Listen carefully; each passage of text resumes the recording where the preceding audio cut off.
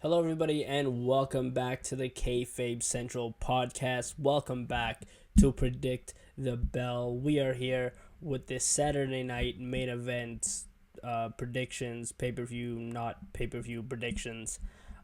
They really haven't come up with what this is, but it's a pay per view slash not a pay per view, is what I'm calling it, because that's exactly what it is. Um, yeah, this is the third one that we are doing, and the final predict the belt for this week. The next time I will be on the podcast, I'm acting as if I'm wrapping up. Is going to be the headlines of the week. I didn't do them last week because so many things came up, but excuse me. Um, yeah, we are here with the Saturday night's main event predictions, and we're gonna get straight into it. It's only a 4 match card. I feel like each Predict the Bell episode, the cards are getting smaller. Like we started off with Double or Nothing, and then Battleground, and now Saturday night's main event. But yeah, before we get into that, as you guys know, a little bit of self promo. Don't forget to subscribe, like, and comment. Hit the notification bell so you're up to date with all the videos, interviews, podcasts, all that good stuff. Go check out my WWE shop link if you're planning on buying anything from WWE shop. Using my link just really helps me out. You don't get a discount or anything. It just helps me out when you buy something from WWE shop using that link. Go subscribe to the Kayfabe Central Ko-Fi page. I'm gonna try and get content up there as soon as possible. So yeah, go ahead and subscribe to that. I'm gonna have like exclusive interviews, throwback match watch-alongs. So that was a mouthful to say throwback match watch-alongs. Wow. Okay. But yeah, go ahead and subscribe to that. And yeah, I think that's all the self promo out of the way, and we're gonna jump straight into these predictions. Um, I wasn't really sure what to start with, honestly, out of these 4 matches, but we're just gonna start with the World Heavyweight Championship match between Jey Uso and Logan Paul. Now, this was not the way I saw them going initially. Up until like Logan Paul, came out and they had that whole interaction or whatever, and really just drag this out until Saturday night's main event. There's a lot of people that think that Logan Paul might walk away with the title. I'm not one of those people. I think that this is just to have Jey Uso go up against a so-called big name and have him defeat Logan Paul. That's all I think this really is. I think in the grand scheme of things, Seth Rollins is going to be the one to beat Jey Uso for that title. And yeah, Logan Paul, I just don't. Maybe down the road they'll put the title on Logan Paul. I hope not. But I can see them eventually pulling that trigger. But I really don't think that Logan Paul's going to win here. If Logan Paul does win the title here, then you know that WWE had no intentions of really doing anything with Jey Uso's reign and just wanted um, that world title under his belt. And yeah, it would be really disappointing if Logan Paul walked away with the victory here, because I do like Jey Uso. Do I think he should be world champion right now? No, and I have said that since WrestleMania and even before WrestleMania. And that doesn't mean that I want Logan Paul to beat him for the world title here. Like I said, I think it's going to be Seth Rollins, or maybe even if you want to do a longer term story tell, then it could be Braun Breaker. But I don't see them going in that direction, because even Paul Heyman himself said that the end goal is for the world title to be on Seth Rollins. Now, Gunther on Raw already said, and they made it clear, that the winner of this match is going to face Gunther at Money in the Bank. Now, I'm assuming Jey Uso beats Gunther, and maybe a cash in happens on Jey. There's a few people that I can see winning Money in the Bank. Maybe Braun wins it. Maybe Sami Zayn wins Money in the Bank. We'll get into Sami Zayn a little bit later on. But that could be it. Jey could get cashed in on. I was saying initially that Seth Rollins and Jay could have their match at Money in the Bank again, but obviously that's not going to be the case because he's going to be fighting Gunther if he walks away with a win here. So yeah, I assume that Jay is not going to hold this title beyond SummerSlam. I don't see that happening. Um, yeah, it'll be at SummerSlam or before SummerSlam that he loses because I think we still have Night of Champions in Saudi before we get to SummerSlam. So he could lose it there. Yeah, nothing else much to say about that. Yeah, it's very interesting that they went with Logan Paul. Honestly, it is very interesting. Um, Something that's not so interesting to me in terms of this match, and honestly, just like the storyline feels like it's kind of dying down a little bit, and this is just a filler. For right now, for these four guys to do something, but it's Seth Rollins and Braun Breaker versus CM Punk and Sami Zayn. This really feels like another in your house type of match, right? Because Saturday night's main event is not a pay per view, but it's not a regular show.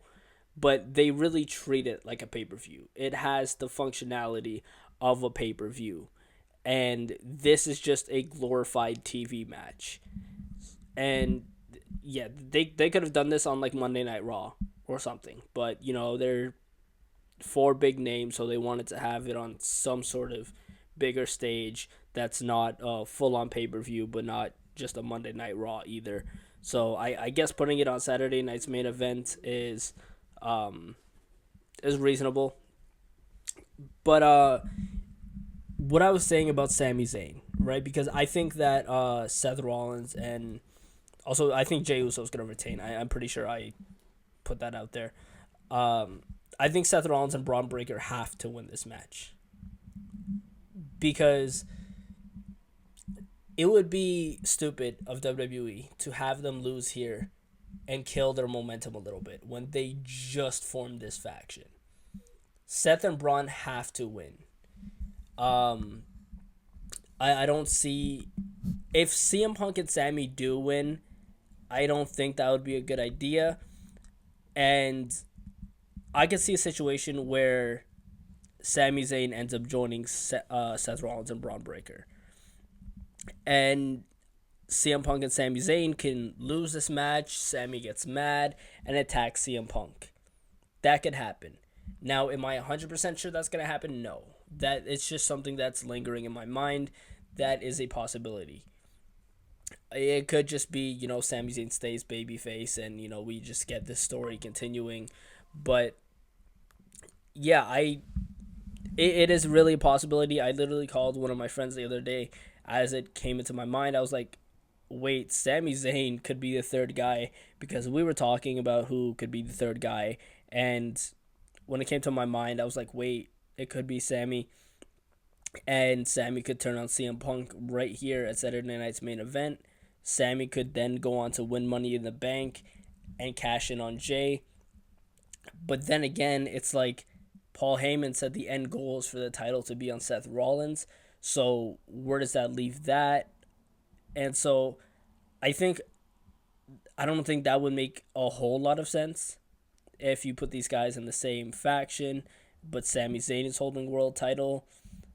This has to end with Seth Rollins winning the world title in some capacity. And if you turn Sammy heel and have him win Money in the Bank, then I really don't know the direction they'd go from there. It would just be confusing.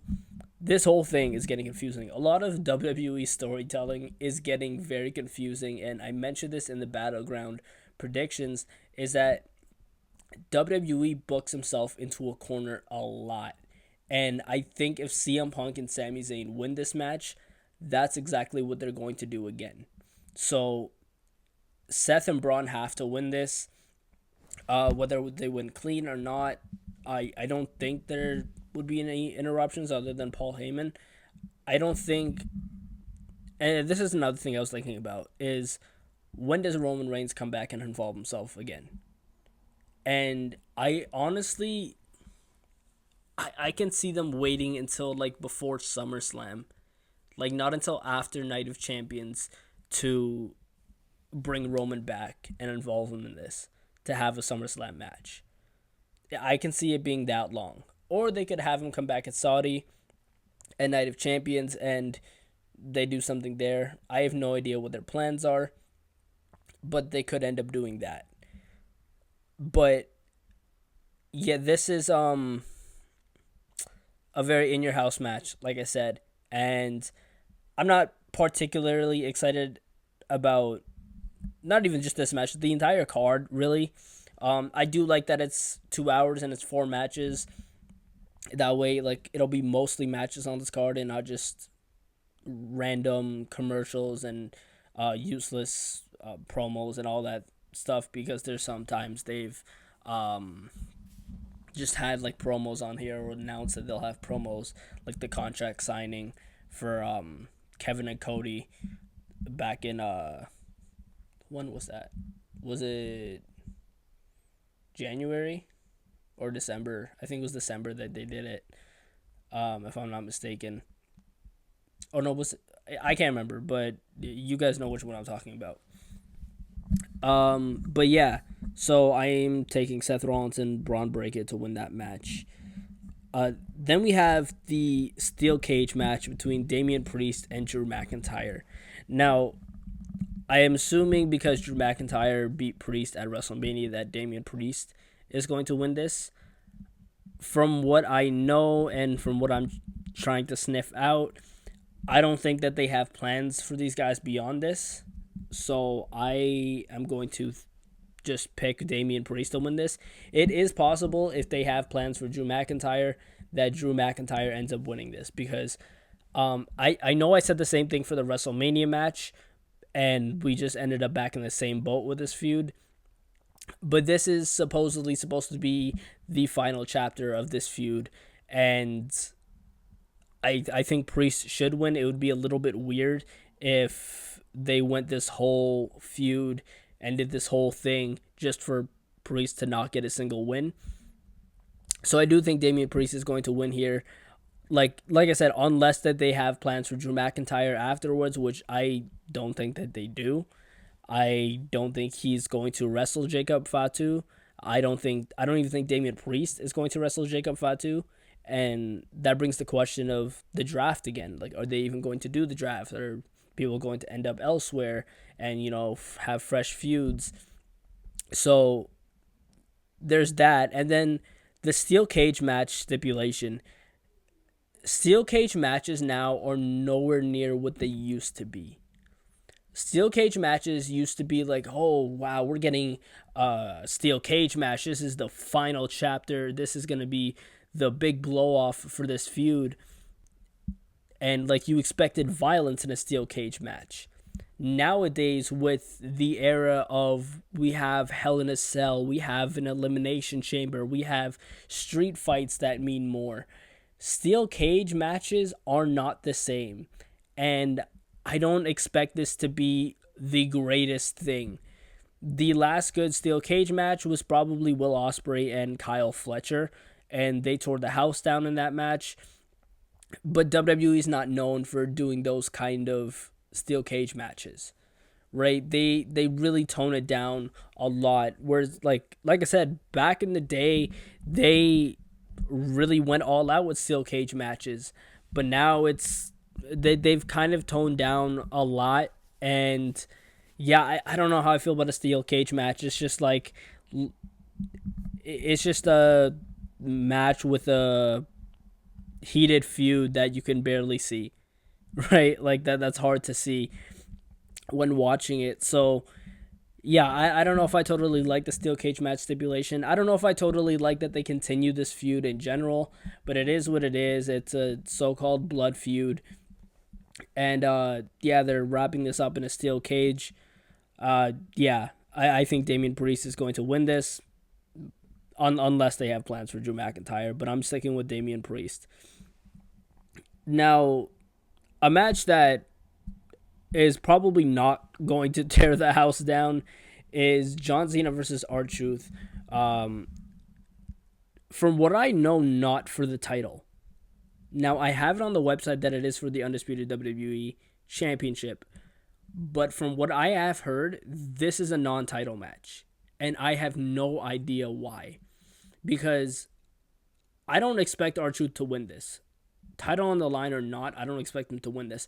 Unless they're planning on having R-Truth have like a sneak roll up win over John Cena, and it's a moment or whatever.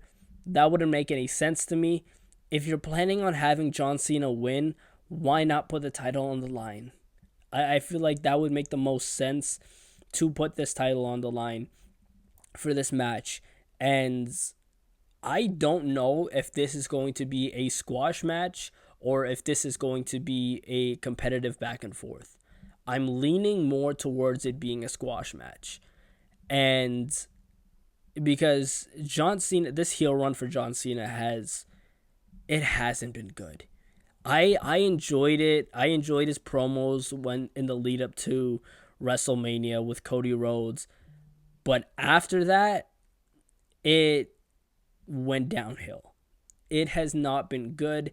And look, there's the people online, the internet wrestling community, that are like, oh, you guys wanted John Cena to turn heel, and now you're complaining that it's not good. Yeah, I wanted John Cena to turn heel, but I wanted him to turn heel with the thought process that him turning heel would actually be good. This is not good. This heel run has not been good at all. And I'm enjoying it less and less each time I see him come out and do this persona. And it's, with this heel run, it's just been recycle, repeat, right? It's just been the same thing over and over again. Oh, I hate the fans. I don't like the fans anymore. Oh, the fans betrayed me, so you guys don't get what you want every single week. And it is repetitive. And one of my friends, he was telling me, the same guy I was talking about earlier, he was telling me that this heel run is not be good. I'm like, give it a chance, give it a chance. But as I'm looking more into this, it's like, you know what? He was right, because it really hasn't been good. And we all wanted John Cena to turn heel. We were excited. I was there live when he turned heel, and I was excited. I was shocked, but I was excited. And the fact that there's people online that are like, oh, you wanted John Cena to turn heel, and now you don't like it. Yeah, because we thought it was going to be good.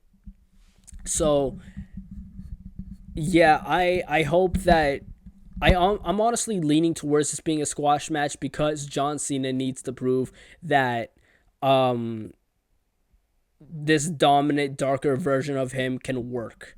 Right? Having a competitive match with R-Truth, what does that really do? That doesn't do anything.